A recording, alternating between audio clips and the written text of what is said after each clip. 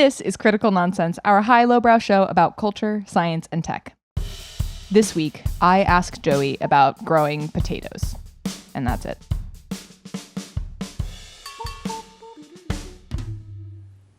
Woo! Ooh, ouch, ooh, This is what a hot potato and a Joey sounds like. And this is what an executive producer and French fry researcher, Jess Vander, sounds like. Hi, this is Jess. This is accurate. I research French fries. Joey's alluding to the fast food French fry crawl that friends and I participated in. And I'd be curious to hear, without anchoring you, what your take is about the ultimate French fry. We came to our own conclusion through rigorous testing, but, to each their own, I suppose, even though there's an objectively correct answer. Are you asking me? Yeah. I think I would still consider this fast food domain, but maybe is breaking out of it a little bit. I think the battered French fry is the best, but it usually is like a little bit more expensive and outside of like a burger joint context in most places, or not sort of like chain burger joints.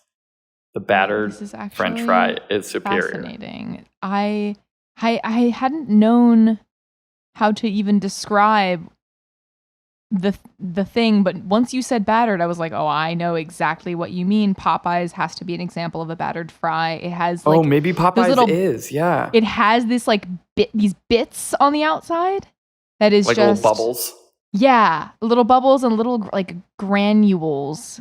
I can't quite describe them. They aren't salt. It's just part of the it's part of the frying. Yeah, it's the batter process. I love Popeyes fries. Wow, this makes a lot of sense. Popeyes could be the champion. Yeah, well, I have to say, no spoilers, but can say Popeyes fries are pretty awesome. Anyway. Well, this brings us to our conversation. It does. Why we're having all of this Spud Talk. Welcome to Spud Talk with Jess Vander. Yes. For some reason right now, there's much ado about spuds. And actually, what I would like to talk to you about today, Joey, isn't actually related to the fast food French fry crawl. It is related to a discovery in the corner of my kitchen, where in a little wooden box, I keep my nightshade. Wait, is a potato a nightshade? Why do I want to say a potato is a nightshade? What is the the category that I'm thinking of? It's like the things that want to be in kind of a dark place, but like a cooler, darker place. And in this place is where I keep potatoes, which may or may not be root cellar. Nightshades. Yeah, kind of, right. And then also other things like onions and garlic and that type of stuff. And the other day, I discovered that I had a sweet potato in this wooden box that had not just a little eye. So, when potatoes start sort of sprouting, and oftentimes that's a sign that maybe you shouldn't eat them anymore. This sweet potato had, clearly I had been neglecting it. So that I discovered this and was so astonished. It tells you when the last time I looked at this potato. It had created this stalk. That's the only way I can describe it. That was approximately a foot high, just straight into the air. It was honestly. That is very neglected. So, but it's not that it wasn't even that I hadn't been using things in this bin. It was so sneaky, and it had grown so fast that I suddenly looked and I was like, what is that thing hanging from? And I was like, nope, it's the potato. And it has created this plant. And the next thing I wondered was, wait, is there there has to be, and like the obvious next step of taking this plant and planting it and creating potatoes. And I look it up, and sure enough, you can, and anywhere that an eye has sprouted from your potato is ripe for planting. So you can sort of cut up your potato, making sure that those eyes are sort of in separate little quadrants. And then you dry out the potato so that it doesn't rot. And then you stick it in some soil, and theoretically potatoes appear, which like to all of the agricultural listeners to this show, you're like, well, Jess, that's like obviously how growing stuff works. No, here we go. We're aggravating the ag audience again. Which I really, I don't want to do. If anything, I just want to acknowledge that truthfully, it had never crossed my mind of the idea that I might be able to create my own potatoes. And in fact, like I do a little bit of herb garden keeping, but I don't produce a lot of my own food at all. And the idea of a potato especially felt like something that was out of reach, but looking it up, I was like, oh my goodness, it's so easy. The potato is begging to become a plant. Just look at its foot-long stalk. And so I guess I just wanted to talk about, like, why shouldn't I grow my own potatoes? There's no reason. I think in your vanilla journey, it has in many ways reached a conclusion. Maybe not a conclusion for all time, but many experiments have been run. Right. And I feel like it is time to transition that energy and experimentation and shift it into potato. And the natural next step to me for you is to begin hybridizing potatoes. Whoa. Okay, wait. Tell me more. I mean, if you start growing potatoes, I think a lot of potatoes have a level of genetic familiarity to where they can be hybridized. Okay. So you could with what? Create a new strain of potatoes. Just call up Dan Barber and be like, hey, I know that over at Blue Hill, you've got a farm where you're making all sorts of crazy things, but just so that you're informed, this, by the way, is like the chef who grows his own farm to table. Apparently, there's been a big expose about him. So, honestly, can I just say, with no context, that somehow isn't surprising to me? Yeah, I don't think it was surprising to me at all either. How is that horrible? That I'm like, oh. I think it was like an 18-month long. Becky told me about it because she's all in that that world. Media. Oh, we've got to interview her. Reading. This is very interesting. I want to know. Oh, I just see an article that just popped up. I think it was like Eater did from like an Eater, an expose. Yep, July 6th. So mere weeks ago. Wow. Well, I'll have to take a look at this later so that I may have a more informed opinion. But anyway, yeah. There's there are a number of different things wherein hybridization has become sort of an interesting subculture. If we go back to Michael Pollan, right?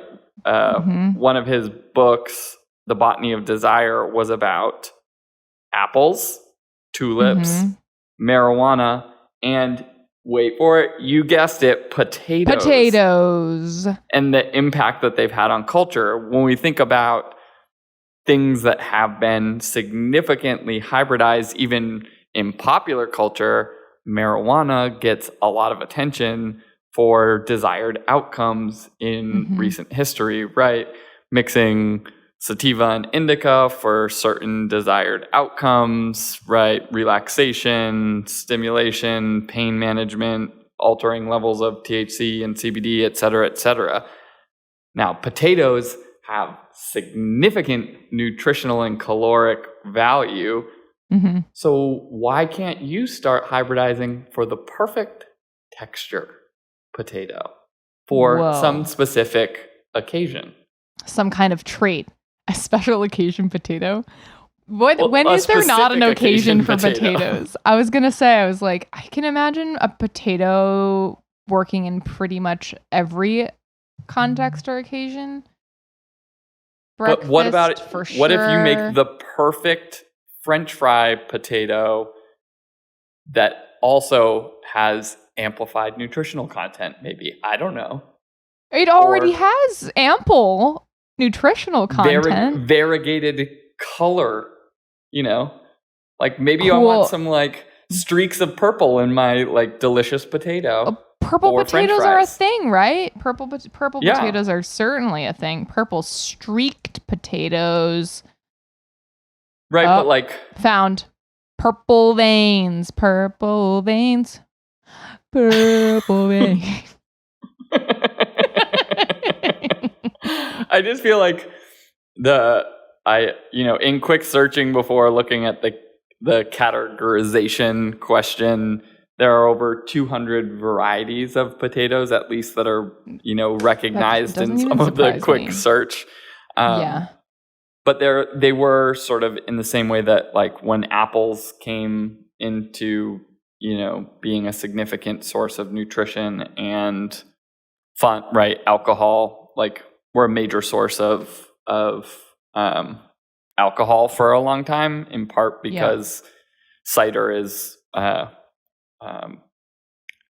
had potentially like probiotic, antibiotic factors, but you could make sterile, low ABV cider, and that was like in the early United States colonies was like a main source of hydration because water sources could be contaminated, etc.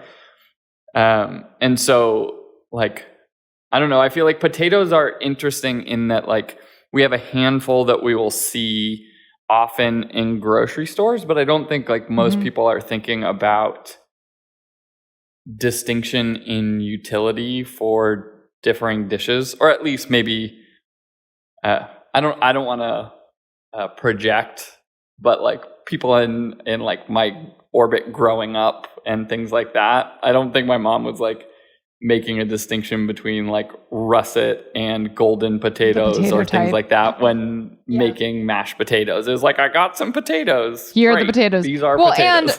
And also that was probably at a time where, you had to kind of just, you get what you get and you don't get upset kind of a thing. In fact, it reminds me of, I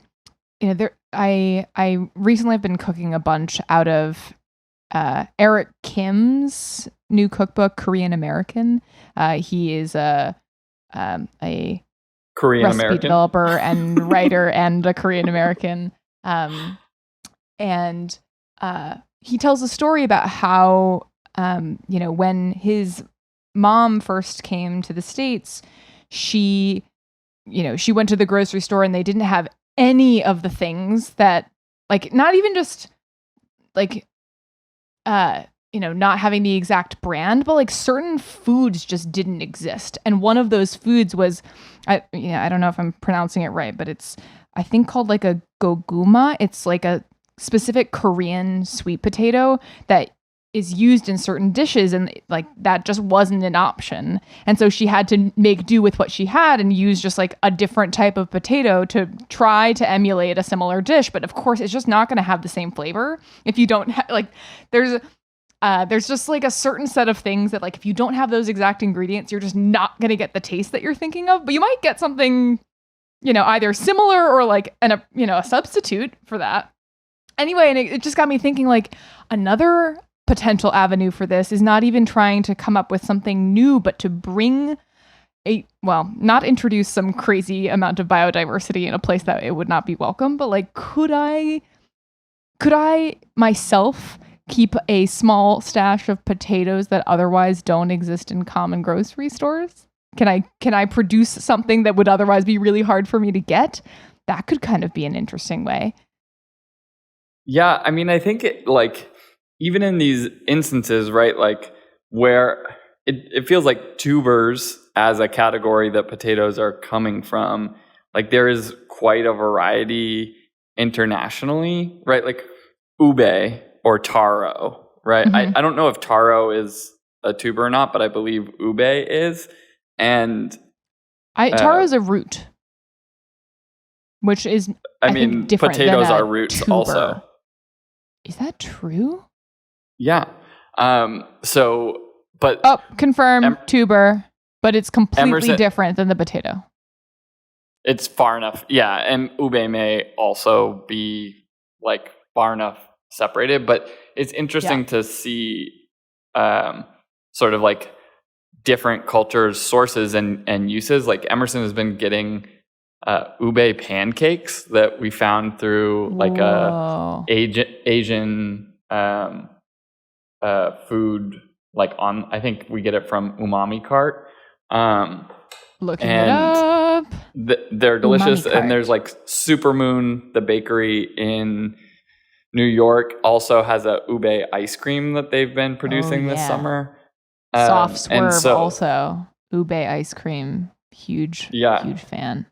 And so like thinking about sort of cultural variation also makes me think about why you need to start hybridizing the potato.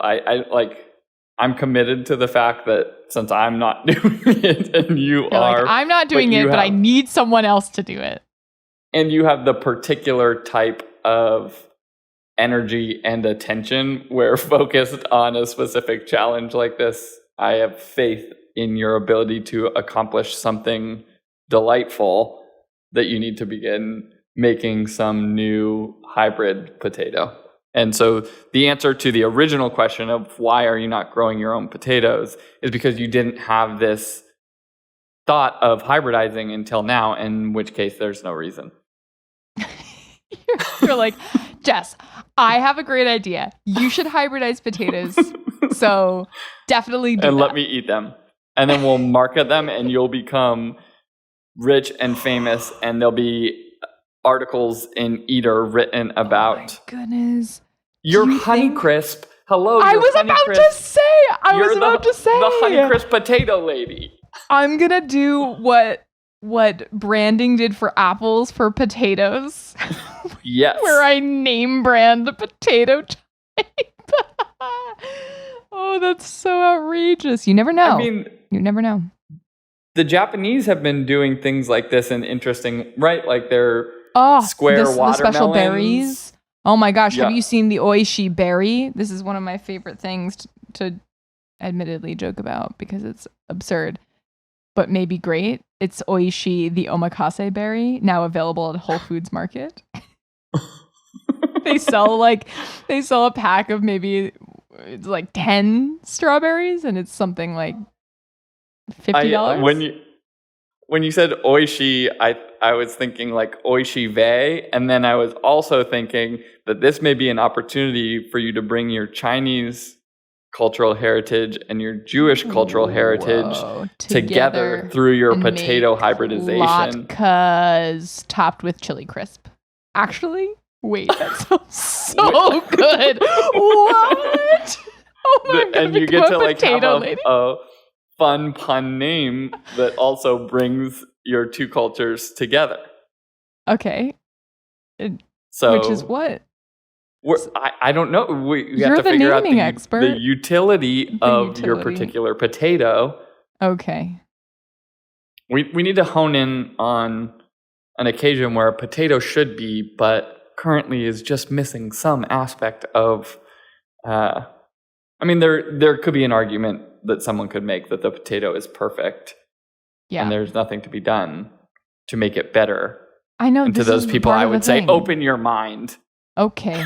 Well, I think maybe that's like a you take. I don't know how much needs to be changed about the potato, but I do like the idea of harnessing and honoring what potatoes are out there and going on that journey myself to understand it. Well, thank you, Joey, for giving me the push I need. I will let you know in 3 months if I have produced any potatoes. If you could please send an email, dear listener, to criticalnonsense@sylvain.co to urge Jess on this potato journey, I would greatly appreciate it.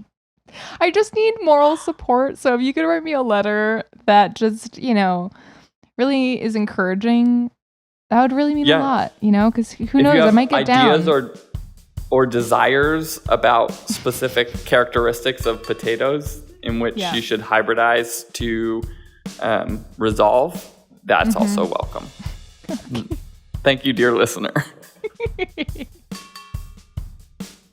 Critical Nonsense is a Sylvain production. Brought to you by Starch. Yep, that's what's in a potato. As always, we'd like to thank our executive producer and tuber triumph, Jess Vander. Aw, appreciate it. Thanks to you too, Joy. I'd also like to thank sound engineer and tuber-in-chief, Alex Conte. Tuber-in-chief. I missed the opportunity. We'd like to thank our programming coordinator and person, I'm assuming, who has brought ube ice cream already into his life, Les Jacobs. And with our thanks production crew. Sorry, I'm so bad at this. Where's Aaron? Thanks to our production help who are 10,000 billion times better than taro tastes. Sarah Gilbert and Nora Mestridge. I really, taro is not my thing. But you guys are awesome and way better than it. And as always, thank you, sorry, Ellen. Potato, Ellen. Special thanks to taro bubble tea. It's delicious. No. Ew. Oh, you shut your mouth when you're talking to me. You're like, how dare you? Why would you ever say something like that? You don't like taro bubble tea? I don't like taro anything. As I just alluded to, it is foul. But you like ube? No, but I like Soft Swerve, the producer of the ube ice cream. What is wrong with you? It's so starchy. It just tastes like I want a density. You know what? I bet, honestly, I would be open to trying it in different contexts. I think I've had them, the ube pancake actually sounds much more appealing to me because it's more of this, dense thing. Well, pancake anyway, even if it's light. You know what I mean? It just doesn't go in. It's still light and fluffy. It just has, I think they're using more like an ube flour as part of the process, so it just has a little bit. It has a different earthier flavor profile, but is a little sweet and it's purple, so that's fun. Yeah, I just think there's definitely opportunity there. Anyway, special thanks to keeping an open mind to myself. Telling that to myself. Potato flour of a new variety could be your hybridizing reason. Baking connection. Yeah. Wow. Can we just take one step at a time? Can we first grow a potato at all? I think we just need to take this first step. It turns out you have to do almost nothing to grow a potato. It turns out they're already living in your tuber drawer. I know this is the problem. No, that's just the sprouts. You have to actually plant them to make something happen, to make potatoes happen. Oh, so leave it alone for 4 months and then put it in dirt? No, I can put it in dirt right now. Yeah, the growing part isn't the challenge. Yeah, well, let's hope. All right, well, thank you. All right. Send Thanks, me love you, bye. Bye.